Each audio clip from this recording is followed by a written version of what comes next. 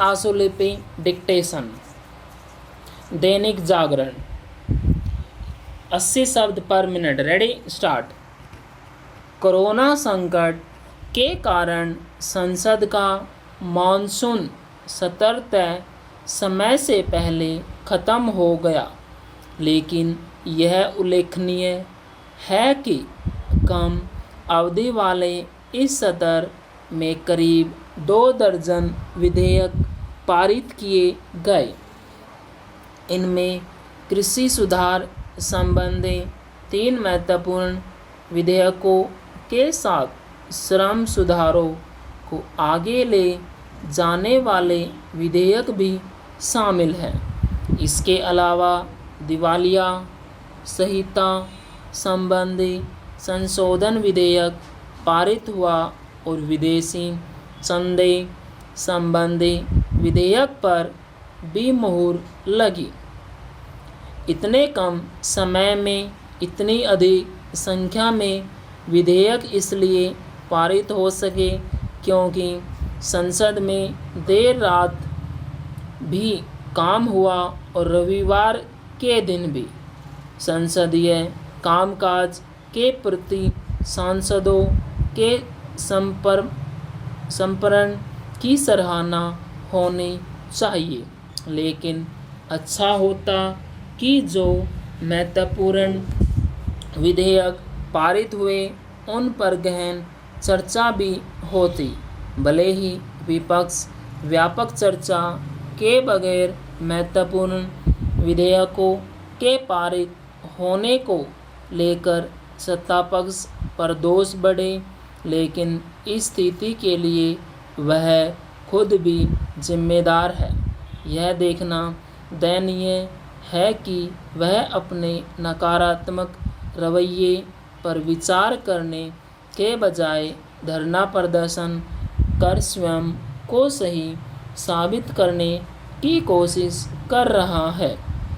विपक्ष और खासकर कांग्रेस को सबसे ज़्यादा आपत्ति कृषि सुधारों पर केंद्रित विधेयकों पर है, लेकिन क्या इन विधेयकों के जरिए वही नहीं किया गया जिसकी वकालत उसने अपने घोषणा पत्र में की थी? क्या कांग्रेस लोकसभा चुनाव के अवसर पर जारी किए गए अपने घोषणा पत्र को वापस लेने को तैयार है, जिसमें कहा गया था कि यदि वह सत्ता में आई तो एपीएमसी एक्ट को ख़त्म कर देगी, यदि नहीं तो फिर उसने उसे धरना प्रदर्शन करने के बजाय यह स्पष्ट करना चाहिए कि आखिर उसके विरोध का औचित्य क्या है। कांग्रेस और सब कुछ अन्य विपक्षी दल अब यह दम भर रहे हैं कि वे सड़कों पर उतरने के साथ राष्ट्रपति से यह अनुरोध करना चाहेंगे कि वे कृषि संबंधी विधेयकों पर हस्ताक्षर न करें। क्या संसदीय नियम कानून और परंपराएं इसकी अनुमति देती है कि संसद से पारित विधेयकों को राष्ट्रपति मंजूरी देने से इनकार कर दे? साफ है कि विपक्ष केवल दिखावे की राजनीति कर रहा है। उसने यही काम नागरिकता संशोधन कानून को लेकर भी किया था। तब वह यह चाह रहा था कि संसद से पारित विधेयक इस कारण खारिज कर दिया जाए क्योंकि वह सड़क पर उतरकर हंगामा कर रहा है।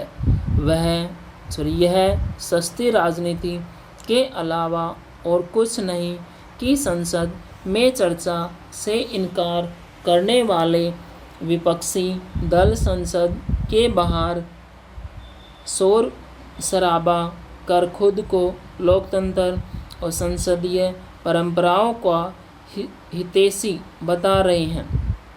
यदि राज्यसभा में विपक्ष का संख्याबल पहले जैसा नहीं रहा तो इसका यह मतलब नहीं कि वह अपनी खोज सड़कों पर निकाली।